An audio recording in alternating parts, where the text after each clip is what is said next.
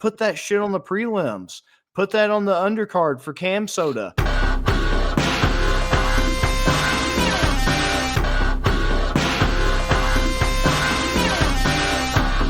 Welcome into Tappy Vegas, brought to you by Better and Green. We've got the bets that cash that make Vegas crash. If you need money to flash, don't go to that other trash. Come to us. 9-1 since we started this, a 90% win percentage, which is just absolutely insane. Bobby, we're still on fire. Run through the recap of last week for me, man.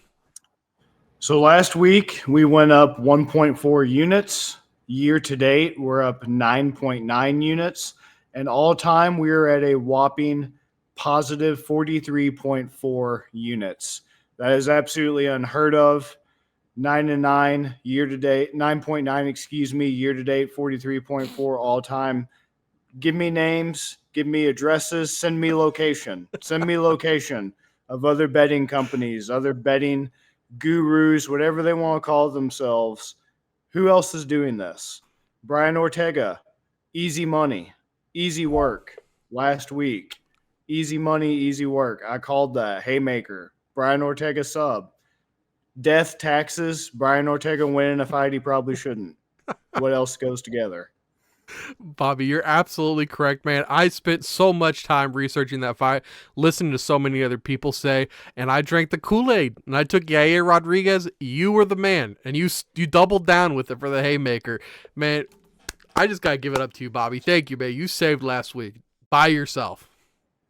Hey, it's always a team effort, man. You save the weeks also yourself. It's a team effort here because we're both two people with positive winning records. That's another great thing about this show. Both individuals, we don't even know what the other one's going to say. We don't even know who's going to pick who until we start this show and we actually do live recording, folks. So for us to be as profitable as we are, not even talking to each other about what we're thinking and feeling until we start live recording, that's pretty impressive in and of itself, folks. And before we get into our picks, guys, we just want to take a quick second to dedicate this video to a guy named Paul. He was very important. He was our wife's adopted grandpa, very good friend to us. He did pass away here recently, so our thoughts are with him. We did spend this past weekend at his wake and just really thinking about him, Bobby. Yes, unfortunately, prostate cancer, lost his battle with that. So please, if you're a guy out there, you have, guys in your family, friends that you love and you care about, please encourage them to get prostate examinations routinely. There doesn't have to be a stigma around it. It's not what it used to be anymore with the misconception of the whole finger and the buttocks area thing. There's ways to do that now where you don't even have to worry about that if that's a concern. They can draw your blood, check your PSA levels, keep everything in check, and just please be aware of that. It's no joke. Just get that checked out if you're at the age where that's now a medical requirement. And we're really going to miss Paul, and he was a great guy. And just thank you all for tuning in. He absolutely was, man. Let's get into these fights. All right, so our first fight, we've got Ariel Helwani. Oh, wait, no, sorry. That's Aiemann Zahabi. Dude looks like him. I'm just going to say it. And Javid Basharat. Looking at these two fights, big age difference here. Aiemann counters to the chin for KOs. That's a big thing for him. He's got some crazy striking power. He does have clunky footwork. And footwork is one of those things I feel like it's talked a lot about in boxing and very little in MMA. The way you move in the ring, it's a big deal. It is a big deal, and I don't think his footwork's very good at all. I think he can get caught.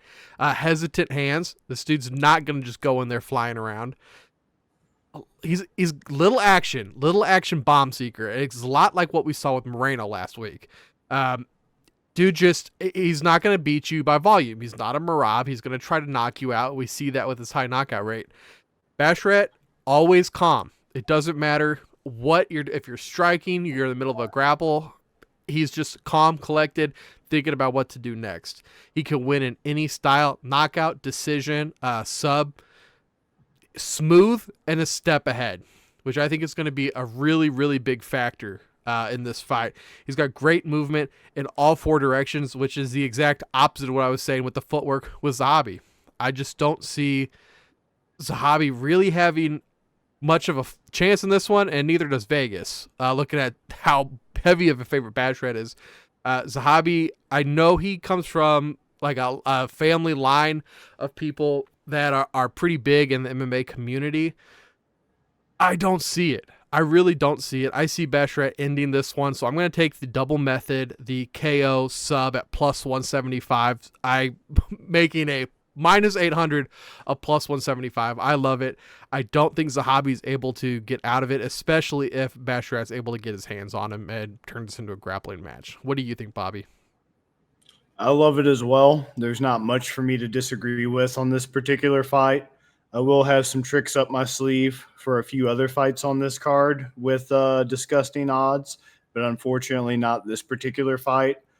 Aiemann Zahabi, little brother of Firas Zahabi, GSP's coach, Roy McDonald's coach, pretty much any good Canadian fighter he's coached. He's based out of TriStar in Montreal. Great gym. Took a tour there once. Amazing gym, amazing atmosphere. Really great guy. Really knowledgeable coach, but as Ben said, just doesn't really translate to his little brother's MMA career for whatever reason. So that's proof positive right there that no matter, the resources, the guidance, et cetera, you have, sometimes it just didn't work out in MMA for you. And then sometimes those individuals that don't have those things, it works out for them. So it all just depends. It's really hard to predict. It's really hard to figure out who's going to be successful and who's not. But I think looking at Zahabi, another thing that stood out to me was how inactive he's been. He's been in the UFC since February of 2017. He fought twice in 2017. One was a unanimous decision win. The other, he was knocked out by a spinning elbow from Ricardo Ramos.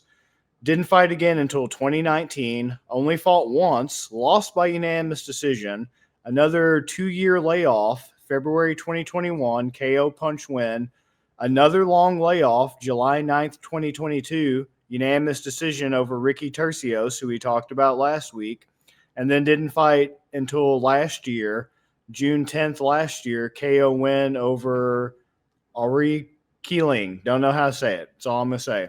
And that's it. That's his whole UFC career right there. That is everything.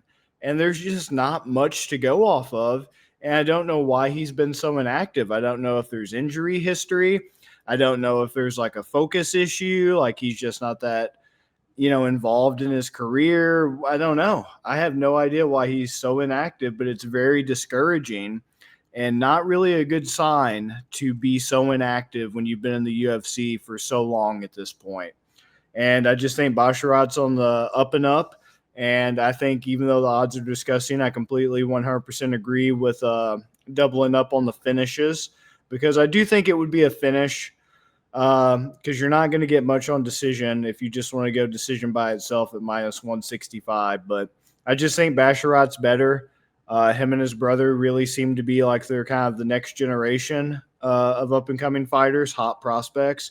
And Zahabi's just kind of been a guy who I've said time and time again about individuals like this in MMA just kind of seems stagnant right now. So not much else for me to add. I love it, dude. And talking about Basharat's record also that you're seeing, Bobby, there are 6 undefeated fighters on this card, which as a smaller card too, that's insane. Yes, definitely a lot of undefeated talent. And that's a good thing because this is a good match. Don't get me wrong. This is actually, I have to constantly praise it when I see it because the UFC for the past few years has been so terrible. In my humble opinion, with matchmaking, I do have to also call out good matchmaking. This is good to see who moves on in the bantamweight division and who does take that next step. And Zahabi could easily fool me and make me look like an idiot and take that next step. But I just think Basharat's going to be the guy to continue on, and Zahabi's just going to really have to make a decision about how serious he is at 36 years old of making a serious attempt at an MMA career at this point with how inactive he's been. I 100% agree, man. You ready to take this next one?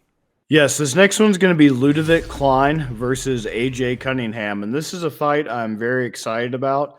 It is a pull-out fight, so pull-out game's pretty strong on this one. Oh, yeah. It was originally supposed to be Ludovit Klein versus Joel Alvarez. and AJ Cunningham's coming in on short notice to replace Alvarez. And this fight's very exciting because, once again, have to praise some good matchmaking here at the 155-pound lightweight division of the UFC. So Ludovit Klein's a very exciting guy, very dynamic striker, and he has some tough losses. One of those tough losses was to Nate Landwehr by Anaconda choke sub in October 2021, and unanimous decision loss to Michael Trezano in 2021. But since he's been in the UFC since 2020, he's been pretty impressive. KO, head kick punches, split decision, unanimous decision, has a majority draw, another unanimous decision. So pretty dynamic guy, pretty good striking, interesting, fun fighter. His last fight, August last year, against Ignacio Bahamundes, was a pretty fun fight that resulted in him winning a unanimous decision win. And Bahamundes is a guy that I had my eye on, and so a win over him is always encouraging to see with how impressive he has looked, in my humble opinion.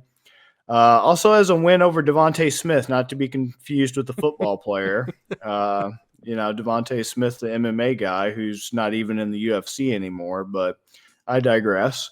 So, yeah, Ludovit Klein, I know a lot of people really are fanatical about him, and I do once again acknowledge that he is exciting. And I'm also aware of the numerous glaring faults that his short notice opponent, AJ Cunningham, has, aside from the fact that this is a short notice fight, which is always something that gives the edge to the opponent who's had full time to prepare. I'm also willing to acknowledge that AJ Cunningham had a very rough Contender Series debut in which he did not even get a contract on the Dana White's Contender Series as a result of him losing that fight. But all this to say, I don't see why the odds are this ridiculous. I get that Cunningham got knocked out in round 2 of his Contender Series debut, September last year, but he's had a pretty good record, in the rest of his professional career, and clearly earned the chance to be in the UFC. And I know some of you out there are going to whine and complain he's only getting it because he's Bryce Mitchell's friend. They train together, all that. Well, you know what? The earth's flat. What do you got to say about that? What do you got to say about that? So back to the topic at hand, AJ Cunningham, why not go balls out? Ludovit Klein, I get you little fanboys are going crazy about the Slovakian. You know what? Why can't I go crazy about the country boy? Because I don't see why Vegas has Ludovit Klein as a minus 900 and Cunningham as a plus 600 unless somebody's getting a little too excited with the crack rock in the back. So do we need to call up Frank Ocean to sing up crack rock? Because that's what I think Vegas is smoking with this. And with odds as disgusting and as puke in their mouth as they are on this card, I'm going to whip my dong out, put it on the table, and say I'm going with AJ Cunningham. And when you ask for a reason why and some articulate response like all these other nerds and virgins, I'm just going to tell you because it was told to me in a dream. Because it was told to me in a dream. And you know who else had a dream? Martin Luther King. Well, I have a dream that come Saturday when AJ Cunningham and Ludovit Klein face off from each other across that octagon, AJ Cunningham's going to win by KO, TKO, DQ at plus 1,600. Bookmark it. Jesus Christ. You are not going to like my side in this. I apologize, but I got to say what I got to say. Dong's on the table. Your move, bro. Dong's on the table. I'm staying away from your table. I'm not sitting with you at lunch no more. Ludovit Klein, man, dude's a KO artist. I think he's got good pressure, but he loses all his defense because he just goes in straight attack mode. And so he's got no reckless abandon for his chin, which might lend some credence to what you were saying about the KO for Cunningham. Absolutely better being the hammer, not the nail. We've seen this so many times where if the roles get reversed and he's not being the hammer, boy, they've been quick. I just don't know. Cunningham's the guy to do it. Ludovit also does tap quickly, so I don't think AJ Cunningham is going to be in a sub situation, so that's not going to worry me for this fight. He's got a good gas tank. Cunningham, I think Cunningham was his opponent because Cunningham was free that weekend. When I look at Cunningham, dude had a bad childhood. Like, his parents, or at least his dad, raised him and his three brothers like fighting the streets. They were fighting every day, fighting each other. If they got in trouble, they'd like pour food and drinks on them and go make them sleep outside so the bugs would eat them overnight. Just really horrible stuff. So the dude's grown up a fighter. And I think that's his style, is street fighter, which we've seen Kimbo Slice. We've seen guys that come from those walks of life have quite a bit of success. I just don't know about Cunningham because I think he's got poor defense. He's not very technical, super strong. Like, some of these slams I'm seeing are just incredible. The one time he came up and fought at this level, he got knocked out. So I don't know about Cunningham. I think the dude's got super incredible heart, but equally not great skills. So I think that Klein is going to get the finish on him. At the -900 money line, I'm going to bump that down to the KO sub combo at -250. I could see Klein getting it done either way, but very interesting taking the Cunningham knockout. Bobby, you got balls. So I'm calling you Bobby Balls.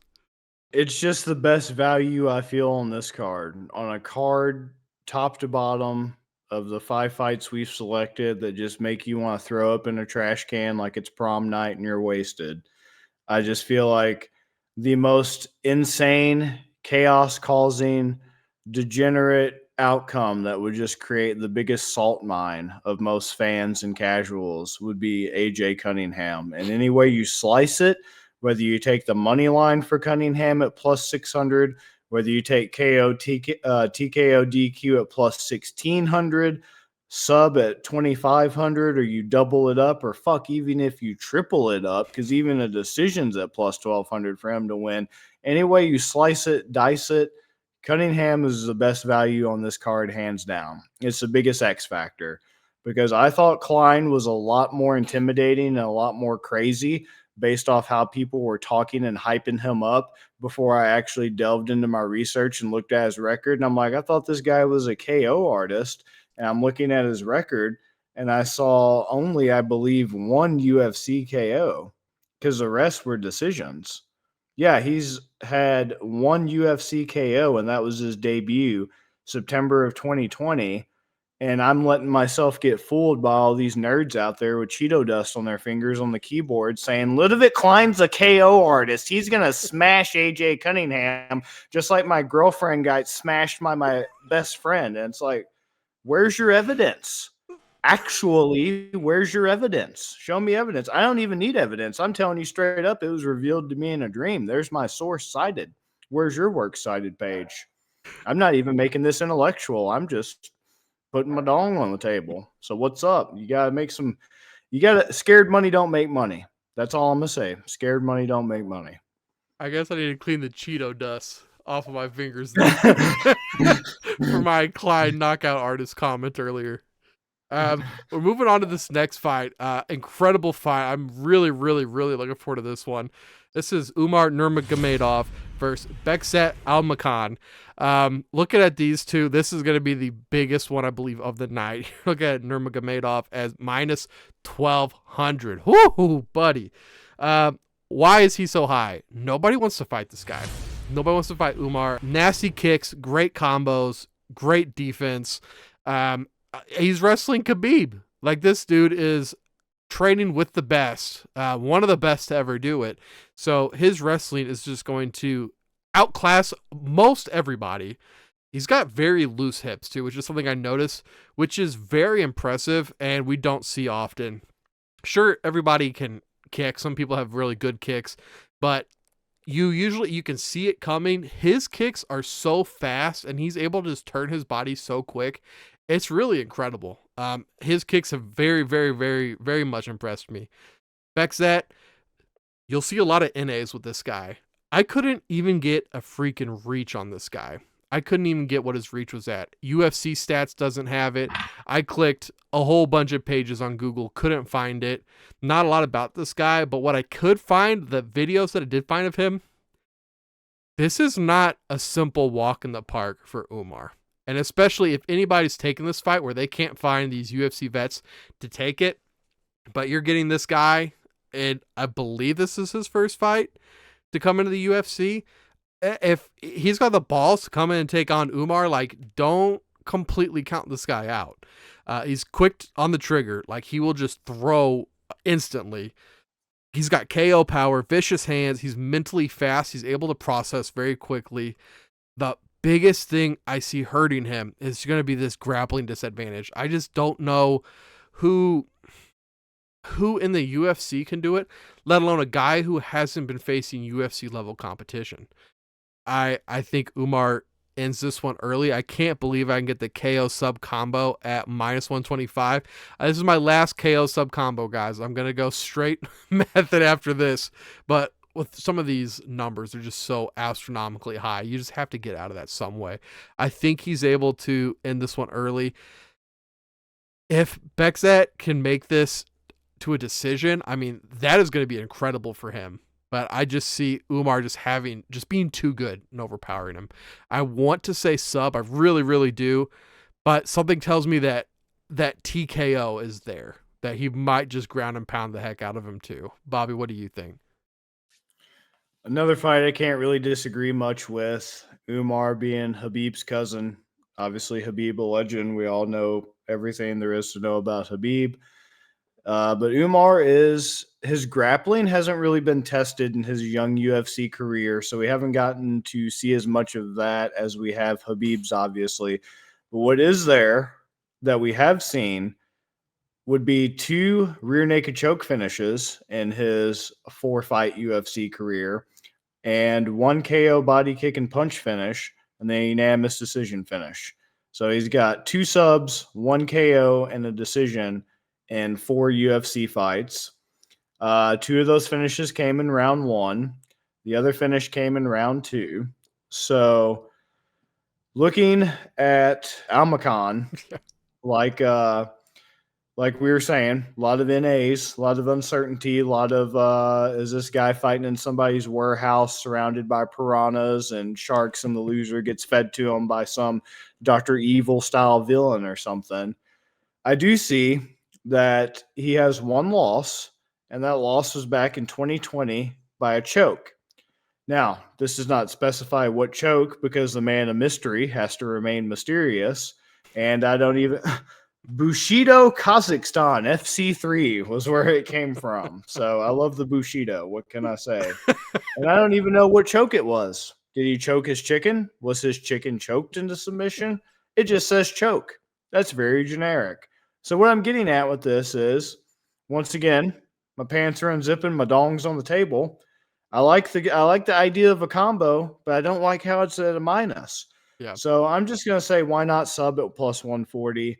This guy has 1 loss. It's by a choke. We don't know what type of choke. I'm saying Umar knows a lot of chokes, and I think he's the guy to do it. Yes, his grappling, I think, has not been tested, but I also think his grappling, being in that lineage and being the caliber of fighter that he has shown himself to be in his young career, I believe that he has Khabib-level grappling, and I believe he can use that to give Almakhan another sub-loss. Once again, his kicking and his striking game is amazing, and it's probably the best out of any of those Dagestani guys that are in that Khabib camp that I've seen. But I'll just go sub just to take the sting off that money line at plus 140. And, yeah, that's how I feel. Umar, another one of those undefeated guys. Going these next 2 fights also have undefeated guys. I'm leaning sub 2. I'm just a pussy unlike you, so I'm glad that you took it, Bobby. Let's break down this next fight. I'm going to need your help on this one. All right, sounds good. All right, next fight we have Mokaev versus Alex Perez. So this is another exciting fight. Another undefeated guy, Mokaev, 11-0 right now. Young UFC career and very much an X factor. His fights that I've watched, yes, he's finished 3 of them by sub. 4 of them, 4 fights in the UFC have been finished by Mokaev by sub. Another one was a unanimous decision win. So 4 subs, 1 decision since he's been in the UFC since March 2022. And don't get me wrong, that's great, and I'm very impressed.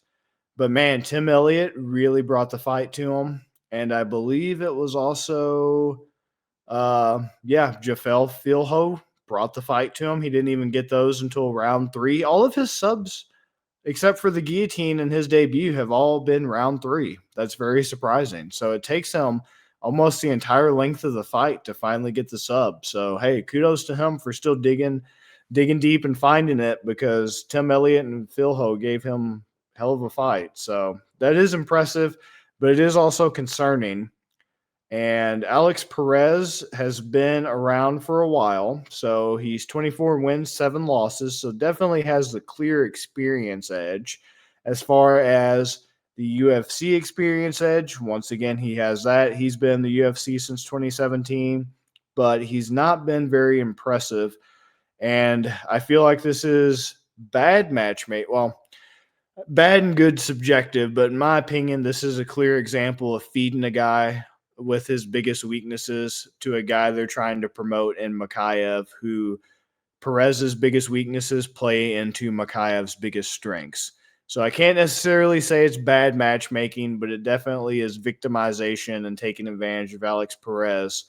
Like he's well, I can't say that on YouTube, so I'll keep it PG and just say they're really taking advantage and being nasty. They're being downright mean to Alex Perez by giving him a guy who has all these sub finishes, and he's lost his last 2 fights in the very first round, mind you, by sub. So that should be really all you need to know about this fight. And I just kind of think that's how it's going to go. I think he's going to get his ass kicked by sub, and I don't think it's going to take Mokaev 3 rounds to do it. I think this is pretty much a easy layup that they're giving him because they want to capitalize on his undefeated record, the fact that he's British, and also pretty sure he's Dagestani. I don't think he's Chechen, but let me double check that. But they have 2 markets with Mokaev to take advantage of. And you know there's nothing Dana loves more than that sweet, sweet British market that they've been desperately trying to claw their way into since the days of Michael Bisping.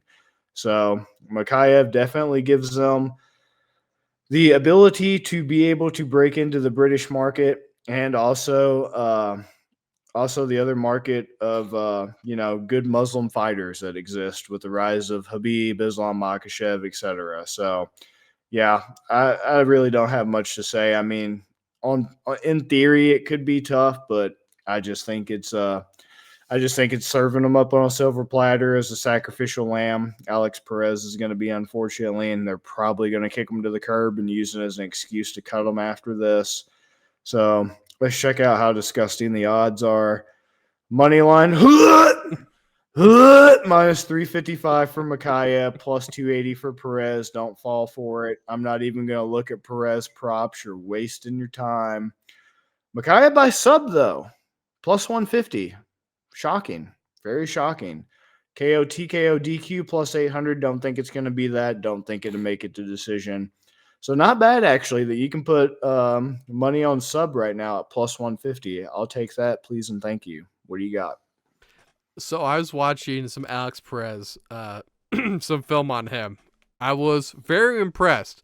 And then I went back and I saw when these fights were and how often he's been fighting. This dude is not active, man. I was very impressed with what I saw. And then I thought, oh my God, his last 2 losses were to Pantoja and Figgy. Like, this dude must be pretty good. The dude, he's 31 years old. Like you said, he's got a lot of experience, but man, it seems like he rarely fights anymore. He's got some unreal grip pressure. Like, I was seeing him sub dudes without locking stuff up, and you really don't see that in the UFC. Like, that's some like JV level type garbage that doesn't work, but he's got that pressure that is just really insane. He's got some nice defense, and he's a very accurate striker from what I was seeing. When I was watching Mokaev, very good wrestling, and he will take the wrestling to you. I mean, his takedowns, I believe when I was doing the background work for these graphics, it's like almost like over 4. Like, that's a lot of takedowns. He'll eat punishment too. Starts with a really good pace, and he can chain that wrestling, striking, and subs very quickly, which we see a lot of guys, they'll strike, and then if a guy falls down, they have to go through guard and work their way up, and he works the stuff as people are falling. He'll kick, he'll get you around the legs, try to do a takedown, and then somehow find your neck, find something. And I've been very impressed with some of his sub work. Almost loses like every fight, which is really weird for a guy that's so good. But Alex Perez rarely fights. We saw that Mokaev, and there was a little bit of controversy with, I think, his second to last one, where he said that he tapped. I watched the video. I really could feel it going either way. It did kind of look like he tapped, but at the same time, it wasn't like a full-on tap. So I'm just going to let that one go. Dude almost got his knee completely broken off, but he kept going. So he's got the heart of a fighter. His heart and cardio don't bother me at all. But then even in his, I think you said Tim Elliott, his Elliott fight, he thought, and Elliott thought that it was 1-1. Elliott was actually, he won the first 2 rounds. If you look at how the judges, they graded those two. So if it did go to decision, Mokaev was going to lose. And I don't see Mokaev losing this one. I don't see it going to decision. Don't really see it being a knockout. So I'm right there with you, man. Straight up sub at plus 150. Beautiful. Moving on to the main fight. Bobby, we've been killing it, but not the main fight these last 2 weeks. So I'm really hoping maybe we split. Maybe that's what we have to do to get back on track. But we got Jairzinho, Rozenstruik for Shamil Gaziev, or Shamani Gaziev. Rozenstruik, unbelievable KO power. I watched that Overeem fight. He got punched in the face and cut his lip. His lip was like hanging out. Like, it was hard to watch, really gruesome. But that's just like the power this dude has. He has the power to blow your mouth apart. At the last second. At the last second, absolutely. Vagina lip. I was going to say, I haven't seen anybody blow a mouth like that since, Tito Ortiz's ex-wife? Whoa, you leave her out of this, all right? They weren't married. Or so he said. Vagina is not a bad word. It's anatomically correct. He starts with an insane pace for a heavyweight, too. I watched all of his fights, Bobby. Every single fight he's been in. He's been in 18 fights. That was the longest 5 minutes of tape I've ever watched. I'm just kidding. I'm just kidding. This guy has gotten a decision a couple times. But his number of 28-second fight, he had a 28-second fight, a 9-second fight. I believe that's the fastest knockout in UFC history. This dude has multiple under 1 minute knockouts, which is just insane. It speaks to his power. Mid to decision 3 times, including a 5-round fight versus Cyril Gain, which going 5 rounds as a heavyweight, that is insane. You don't see that. I believe that the average time for heavyweights, maybe a little over 7 minutes.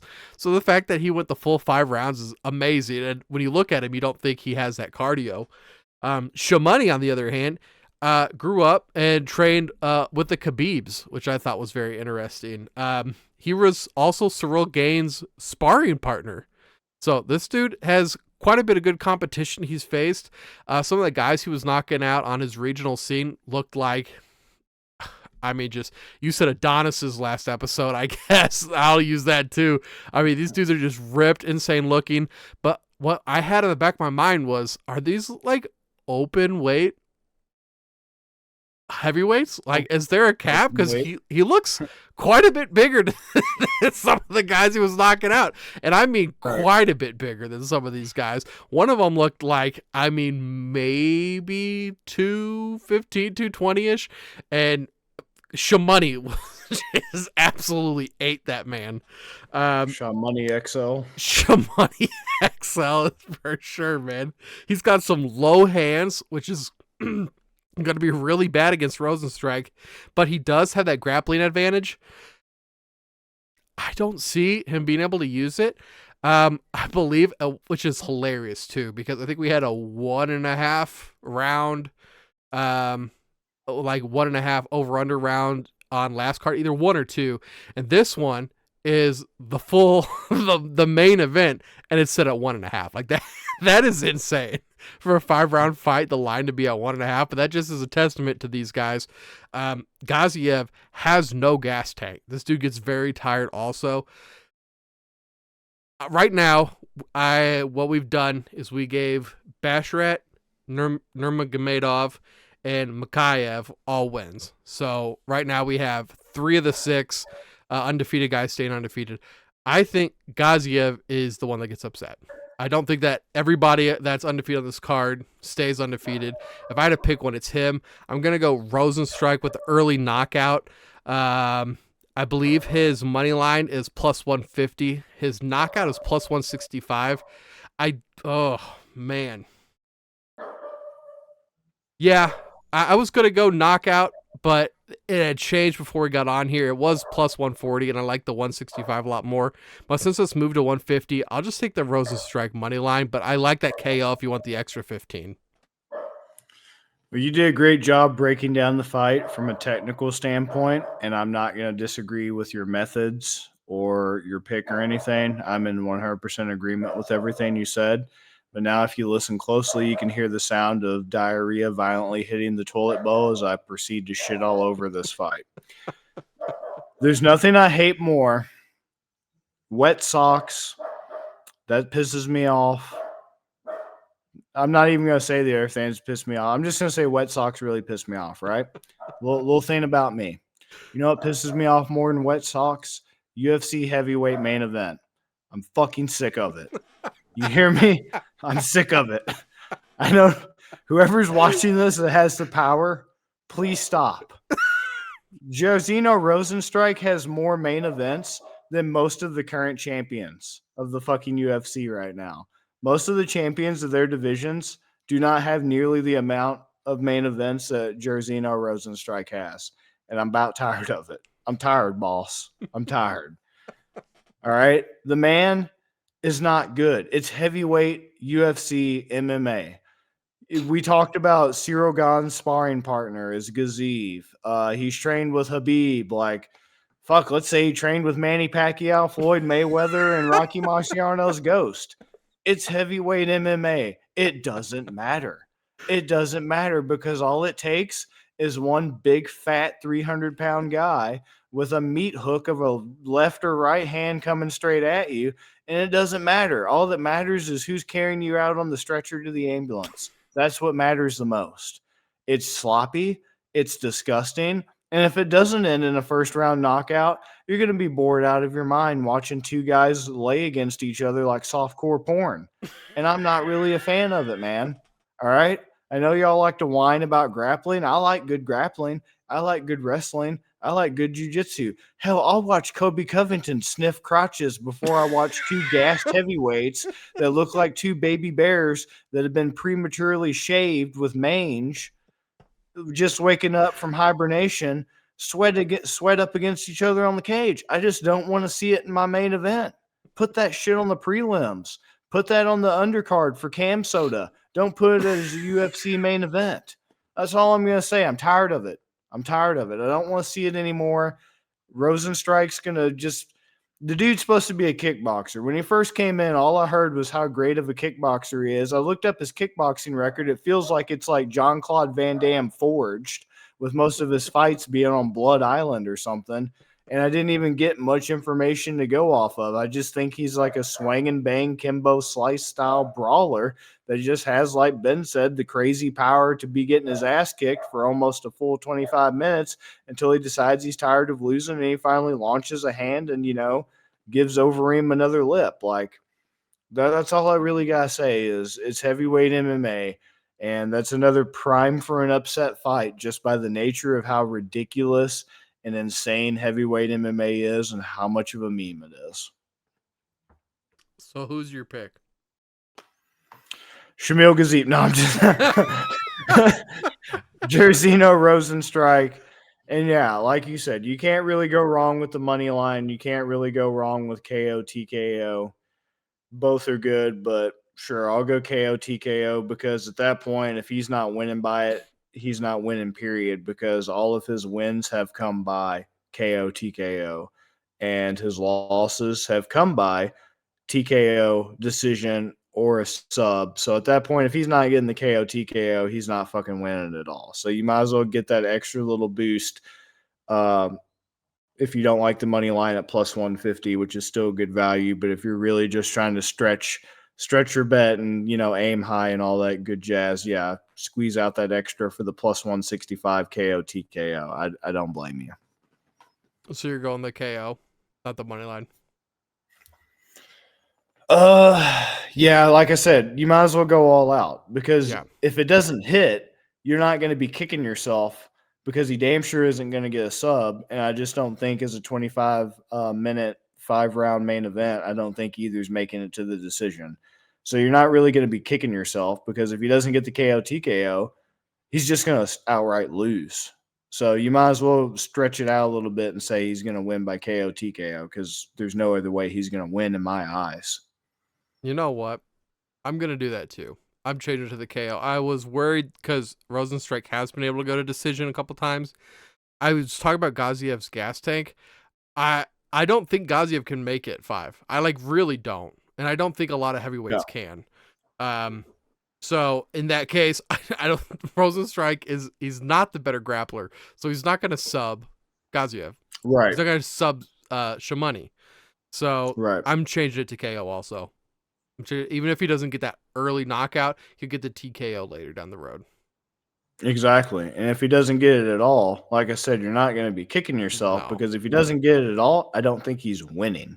No. I think it's going to go to Gaziev either by decision or his own KO, TKO, or sub. So you're not really going to be missing out. If you're betting on Rozenstruik, you might as well go all out on his only, in my eyes, way to win. Yeah. I don't think this goes a decision for either of them. So I think a decision for either is just a mistake. I think you can either do the sub KO with Shamil or the KO with Rozenstruik. I agree. I love that. Right. All right, Bobby, you fucking brought it today, dude. I love it. What are you bringing to the haymaker? That's tough, because right now that's between Mokaev sub, which almost seems as certain as like a Brian Ortega sub. But man, there's just that part of me that it really pays off when it does, but it also really sucks when it doesn't.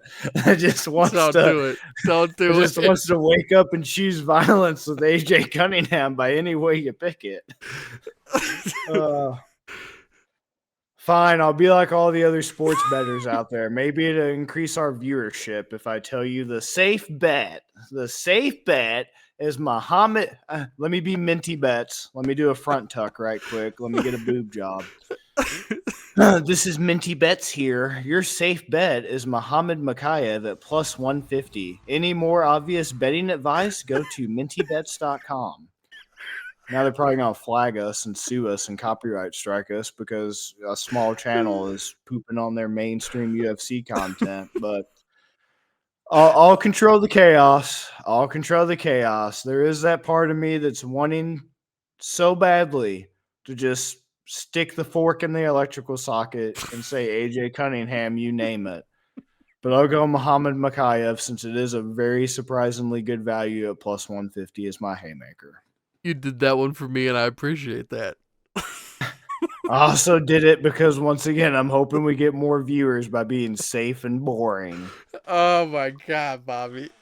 I love it. Bobby usually says, you know which ones are out there. We're not going to name names. Bobby came and named names today. Yeah. We'll see what happens. This channel might be going away soon. If it does, we all know how the UFC is about copyright striking. And for all you Rage Against the Machine fans out there who always whine and complain about the UFC picking on the little guys, if they shut this channel down, I better hear you complaining about it. You better be on Reddit and all the other social media forums whining about how they shut down Tapping Vegas. So just because I name dropped McGee. Oh, God. Oh, my God. I can't even call her by her real name. You need to edit it out to not say her real name. I know. Edit it to just say McGee. Oh my God. Thank you guys for watching. We appreciate all the views. Please comment your guys' picks, what you guys thought about the episode. We'd love to hear from you guys. We want this to be as active a community as possible. The MMA community, it's a small community, but it's a tight-knit community. We would love to be a part of it. We'd love for you guys to come be a part of this with us. So thank you guys for watching. Please, we're going to have articles out on bettergreen.com. I come out with a premium article every week, so I usually have about 2 or 3 plays. Also, you can get all of our premium articles on bettergreen.com for just $1, $5, and $10 a month. The only difference in price is you get more the higher up you go, but with just even the $1 tier, you get access to all of our free articles. I will have 2 or 3 plays.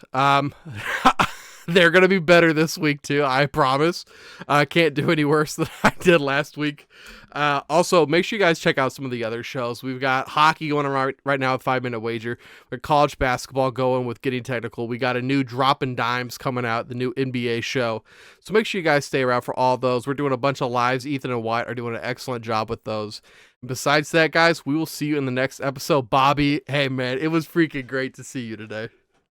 Great to see you, man. And yeah, just briefly, yeah, we can't do it without y'all. We try to make this show fun. We try to make this show entertaining, and we also try to make it accurate. We try to give you what you want. You know, we listen, we keep our ear to the ground, trying to figure out, well, what do people who enjoy betting content, sports betting content, especially MMA for this show in particular, and UFC content, what do you want? Time and time again, people want it to be entertaining and they want it to be accurate. So we strive to do both of those here. And hey, as how much fun we have on the show together, I'm sure that hopefully carries over with the energy into your living rooms, basements, wherever it is you watch us from. We appreciate it. We hope you have as much fun as we do. And yeah, our record speaks for itself. We have a paper trail behind with articles. We have, numerous episodes you can go back and check and hold us accountable for. And we post it every single week, week in and week out, dating back to summer 2023 when this all started as articles on Better and Green to show you our wins, losses, successes, defeats. So we try to do those 2 things. We try to keep it accurate. We try to keep it profitable. 3 things: accurate, profitable, and fun. So thank you all so very much for your support. Absolutely, Bobby. Absolutely. Well said, man. Thank you guys again. Follow us on all socials for the Abridged. If you guys don't like watching long videos, you don't like reading long articles, we also just post a graphic that has all of our plays on there as well. Thank you guys for watching. We'll see you guys in the next episode. UFC 299, Sean O'Malley. See you there. Peace, Bobby. Peace.